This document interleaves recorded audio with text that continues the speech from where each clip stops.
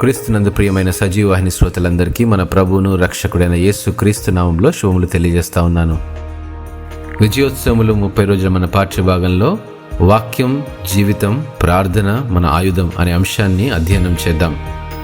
ప్రార్థన ప్రాముఖ్యమైనదా? వాక్యము ప్రాముఖ్యమైనదా? ఏది ప్రాముఖ్యమైనది? నీకున్న 2 కన్నులలో ఏది ప్రాముఖ్యమైనది అంటే ఏమి చెప్పగలవు? ప్రార్థన, వాక్యము రెండు కళ్ళ లాంటివి.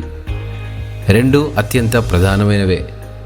దేనిని అశ్రద్ధ చేయడానికి వీలు లేదు. వాక్యము ద్వారా దేవుడు మనతో మాట్లాడితే ప్రార్థన ద్వారా మనము దేవునితో మాట్లాడుతుంటాము. అందుకే వాక్యమును ధ్యానిస్తూనే ప్రార్థించగలగాలి. క్రైస్తవ జీవితంలో అత్యంత ప్రాముఖ్యమైన దానిలో ఒకటి, మరియు నేటి దినములలో అత్యధికముగా నిర్లక్ష్యము చేయబడుతున్న దానిలో కూడా ఒకటి ప్రార్థనే. ప్రార్థన అంటే దేవుని సహాయమును అభ్యర్థించడం. ప్రార్థన అంటే మనకు వచ్చినట్లు నచ్చినట్లు చేయడం కాదు.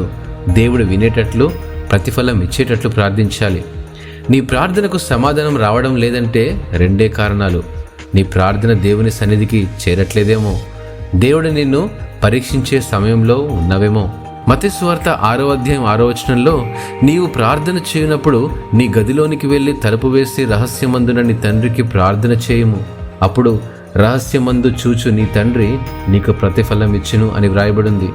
రహస్య ప్రార్థనలో దేవుడు నీ ప్రార్థన వింటాడు అని వ్రాయబడలేదు, కానీ చూస్తాడట. ఏమి చూస్తాడు? నీ హృదయాన్ని చూస్తాడు. మన ప్రతి పాపము ప్రభు పాద సన్నిధిలో ఒప్పుకున్నామో లేక కప్పుకున్నామో అని. కప్పుకుంటే మన ప్రార్థన దేవుని సన్నిధికి చేరదు. ఒప్పుకుంటే తప్పేముంది? మన జీవితం అంతా ఆయనకు తెలుసు కదా. వ్యక్తిగత జీవితంలో ప్రతిరోజు బిజీగా గజిబిజిగా ఉన్నప్పుడు మనలోని పాపములను అపవాది జ్ఞాపకం చేసి కృంగదీస్తూ ప్రార్థనకు, వాక్యమునకు దూరం చేస్తూ ఉంటాడు. దేవుని వాక్యాన్ని ధ్యానిస్తూ రహస్య ప్రార్థన ద్వారా దేవునితో సహవాసంలో అనుభవం రెట్టింపై విశ్వాసంలో మరింత బలము పొందగలం. అనుదినం దేవునితో వ్యక్తిగతంగా గడపగలిగే ప్రార్థన మన జీవితంలో ఉండాలి. ఎందుకంటే మానవుని మహత్తర సాహసయాత్ర ప్రార్థన. దేవుడు పరిశుద్ధుల హస్తాల్లో ఉంచిన మహత్తర శక్తి ప్రార్థనే. ప్రార్థించక నష్టపోయేవారు అనేకులున్నారు, కానీ ప్రార్థించి నష్టపోయిన వారు లేరు.